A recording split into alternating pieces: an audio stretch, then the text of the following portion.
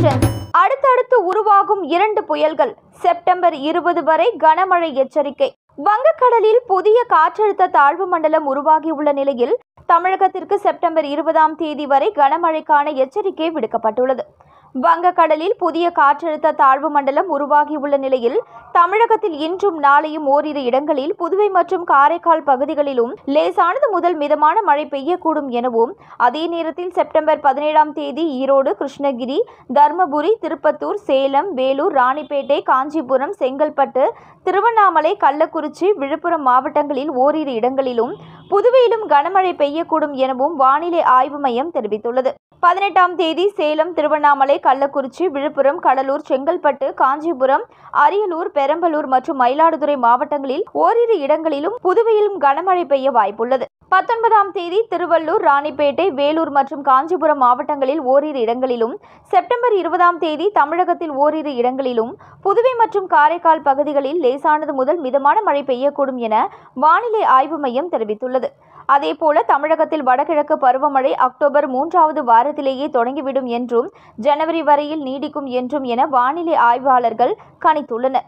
குறிப்பாக November, December மாதங்களில் அடுத்தடுத்து 2 புயல்கள் உருவாகும் என்றும், வழக்கத்தை விட நடப்பாண்டில் வடகிழக்கு பருவமழை அதிகமாக இருக்கும் என்றும் அவர்கள் எச்சரித்துள்ளனர். தமிழகத்தில் நேற்றைய தினம் திருவள்ளூர், தருமபுரி, திண்டுக்கல், நீலகிரி உள்ளிட்ட மாவட்டங்களில் ஓரிரு இடங்களில் மழை பெய்துள்ளது.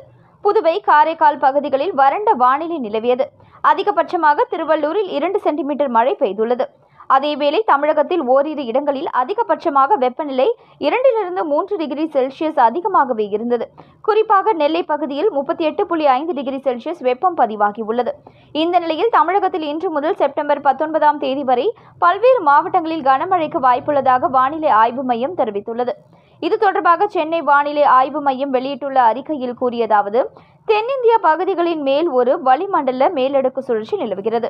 அதேபோல தென்கிழக்கு வங்கக்கடல் பகுதிகள் மேல் ஒரு வளிமண்டல கீழடுக்கு சுழற்சி நிலவுகிறது. இதன் காரணமாக வட தமிழகத்தின் ஒரு சில இடங்களிலும், தென் தமிழகத்தின் ஓரிரு இடங்களிலும், புதுவை மற்றும் காரைக்கால் பகுதிகளில் இடி மின்னலுடன் கூடிய லேசானது முதல் மிதமான மழை பெய்யக்கூடும்.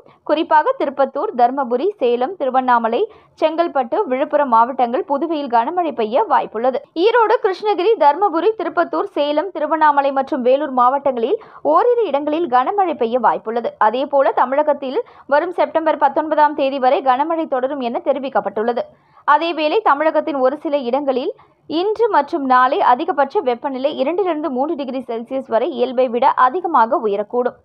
சென்னை மற்றும் புறநகர் பகுதிகளை பொறுத்தவரை இன்று வானம் ஓரளவு மேகமூட்டத்துடன் காணப்படும். நகரின் ஒரு சில பகுதிகளில் லேசானது முதல் மிதமான மழை பெய்ய வாய்ப்புள்ளது. அதிகபட்ச வெப்பநிலை 35லிருந்து 36 டிகிரி செல்சியஸை ஒட்டியும், குறைந்தபட்ச வெப்பநிலை 27லிருந்து 28 டிகிரி செல்சியஸை ஒட்டியும் இருக்கக்கூடும் என வானிலை ஆய்வு மையம் தெரிவித்துள்ளது. மேலும் இதுபோன்ற தகவல்களை நீங்க உடனுக்குடன் தெரிஞ்சுக்கணும்னா நம்ம தமிழ் ட்ரெண்ட்ஸ் சேனலை சப்ஸ்கிரைப் பண்ணிக்கோங்க. உடனுக்குடன் அப்டேட்ஸ்க்கு பக்கத்தில் இருக்கக்கூடிய பெல் பட்டனையும் கிளிக் பண்ணிக்கோங்க. நன்றி, வணக்கம். இது உங்க தமிழ் ட்ரெண்ட்ஸ்.